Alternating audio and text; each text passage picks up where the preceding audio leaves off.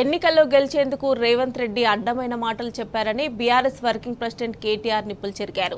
హామీలకు పంగనామాలు పెట్టే ప్రయత్నం కాంగ్రెస్ చేస్తోందని దుయ్యబట్టారు.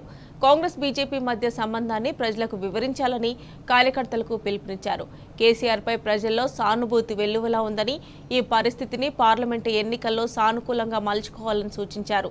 ఈ మేరకు నల్లగొండ ఎంపీ నియోజకవర్గ సన్నాహక సమావేశంలో గులాబీ శ్రేణులకు కేటీఆర్ దిశానిర్దేశం చేశారు. ఆధ్వర్యంలో నిర్వహించిన నల్లగొండ సన్నాహక సమావేశానికి అద్వితీయమైన స్పందన లభించింది. ఈ సందర్భంగా జై కేసీఆర్, జయహో బీఆర్ఎస్ నినాదాలతో తెలంగాణ భవన్ హోరెత్తింది.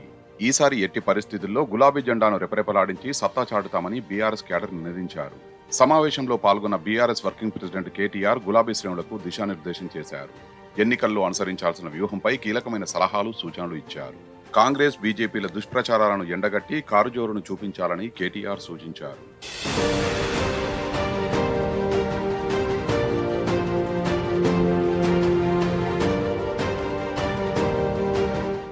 నల్లగొండలో ఎన్నికల ప్రచార సరళి మనకు అనుకూలంగా ఉన్నట్టే అనిపించిందన్నారు బీఆర్ఎస్ వర్కింగ్ ప్రెసిడెంట్ కేటీఆర్. కార్యకర్తల వల్లే ఇన్నేళ్లుగా పార్టీ బలంగా ఉందన్నారు. గత 16 సమావేశాల తీరు చూస్తే కార్యకర్తలే పార్టీకి ధైర్యం చెప్పారని తెలిపారు.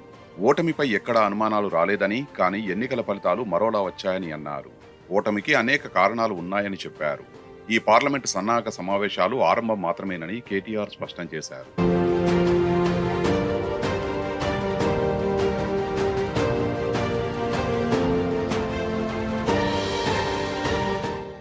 సోషల్ మీడియాలో వచ్చిన అసత్య ప్రచారాన్ని గట్టిగా తిప్పికొట్టలేకపోయామన్నారు బీఆర్ఎస్ వర్కింగ్ ప్రెసిడెంట్ కేటీఆర్.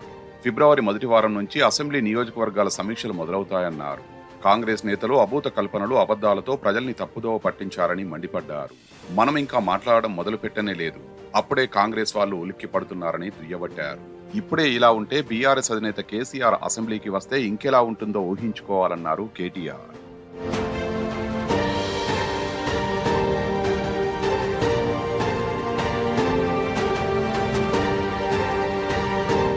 హామీలకు పంగనామాలు పెట్టే ప్రయత్నం కాంగ్రెస్ చేస్తోందని మండిపడ్డారు బీఆర్ఎస్ వర్కింగ్ ప్రెసిడెంట్ కేటీఆర్.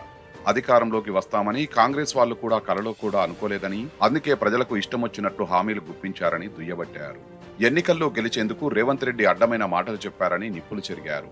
ఎన్నికల్లో కాంగ్రెస్ నేతలు ఏం మాట్లాడారు, ఇప్పుడేం చేస్తున్నారో ప్రజలకు విడమర్చి చెప్పాలని పిలుపునిచ్చారు. కోమటిరెడ్డి గత నవంబర్లోనే కరెంటు బిల్లులు కట్టవద్దని చెప్పారని, నల్లగొండ ప్రజలు బిల్లులు కట్టకుండా ఆయనకే పంపించాలని కేటీఆర్ సూచించారు.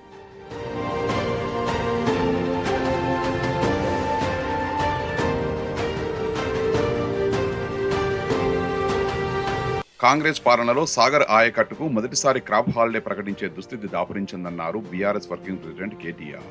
కృష్ణా రివర్ బోర్డుకు ప్రాజెక్టులను అప్పగించి తెలంగాణ జుట్టును కేంద్రం చేతిలో కాంగ్రెస్ పెడుతోందని మండిపడ్డారు. శ్రీరామ్ సాగర్ చివరి ఆయకట్టును కాంగ్రెస్ ప్రభుత్వం ఎండబెడుతోందని విమర్శించారు. రాష్ట్రంలో అప్పుడే కరెంటు కోతలు మొదలయ్యాయని ఆగ్రహం వ్యక్తం చేశారు. కాంగ్రెస్, బీజేపీ మధ్య సంబంధాన్ని ప్రజలకు తెలపాలని కార్యకర్తలకు పిలుపునిచ్చారు. రాహుల్ అదానీని దొంగ అంటే రేవంత్ రెడ్డి దొర అంటున్నారని దుయ్యబట్టారు. కేసీఆర్ పై ప్రజల్లో సానుభూతి వెల్లువలా ఉందని, ఈ పరిస్థితిని పార్లమెంటు ఎన్నికల్లో సానుకూలంగా మలుచుకోవాలని సూచించారు. కాంగ్రెస్ కు ఇప్పటికే అనేక వర్గాలు దూరమయ్యాయని స్పష్టం చేశారు. నల్లగొండ పార్లమెంటు ఎన్నికల్లో సమిష్టిగా పనిచేసి బీఆర్ఎస్ ను గెలిపించుకుందామని కార్యకర్తలకు కేటీఆర్ పిలుపునిచ్చారు.